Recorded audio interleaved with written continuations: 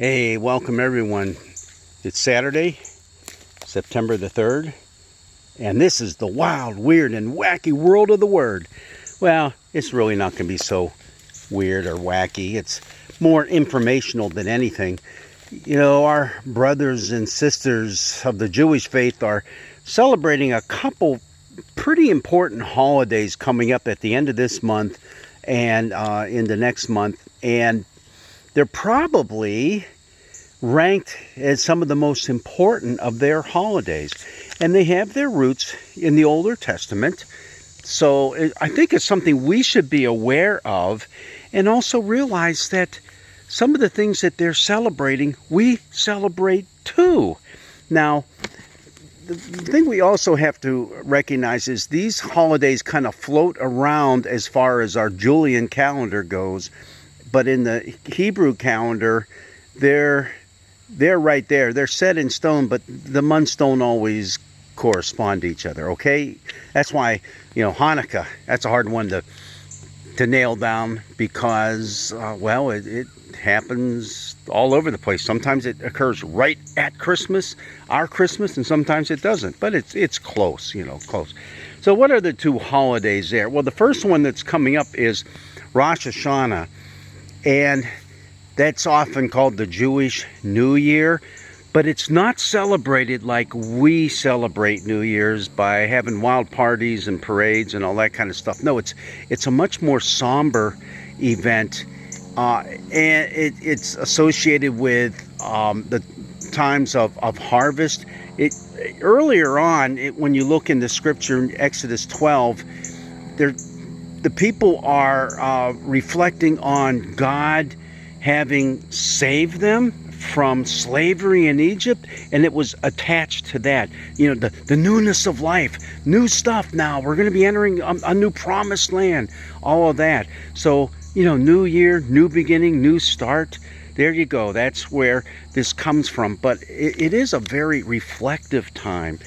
It got moved toward the harvest season, toward the end of their year, simply because, I don't know why, because it just did. And so that's where it's at now.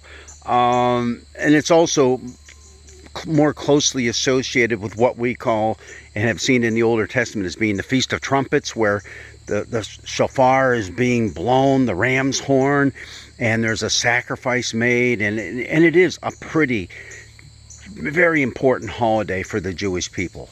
Now, what happens shortly after that? I should mention, I have written down here, the dates for that this year are September 25th through the 27th.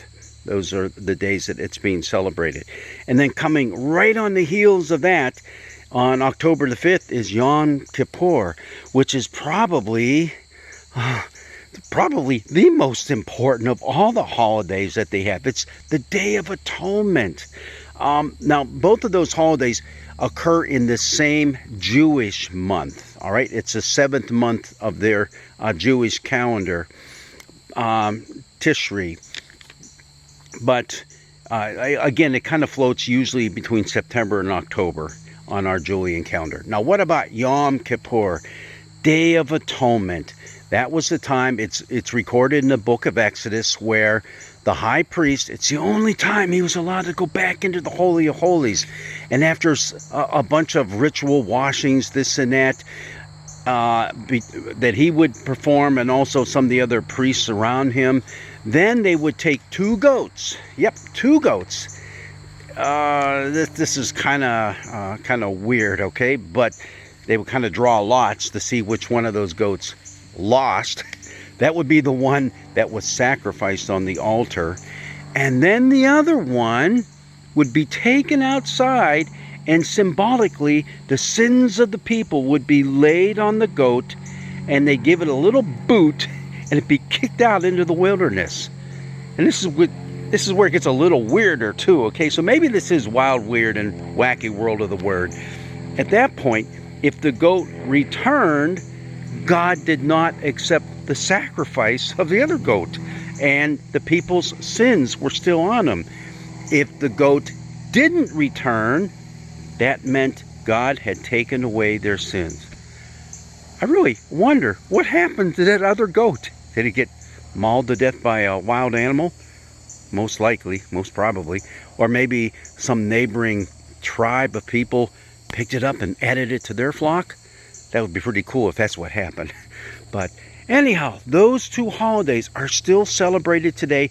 Very, very important to the lives of our Jewish brothers and sisters. So keep that in mind when we get to the end of September and then also there in October. I can't remember if I mentioned that it was October 5th was going to be Yom Kippur this year. Well, I'm out here in my beautiful wilderness that I just love. Just going to kind of give you, a little quick surround of this. I just love being back in here. It's quiet. I can still hear my chickens crowing. Maybe you heard them in the background. But it's just a beautiful, quiet place to be. And it's a time that I get to reflect, too, on my relationship with God, especially atonement, and how God has forgiven all of us through that ultimate sacrifice of Jesus on the cross for you and for me. God's blessings be with you on this beautiful day.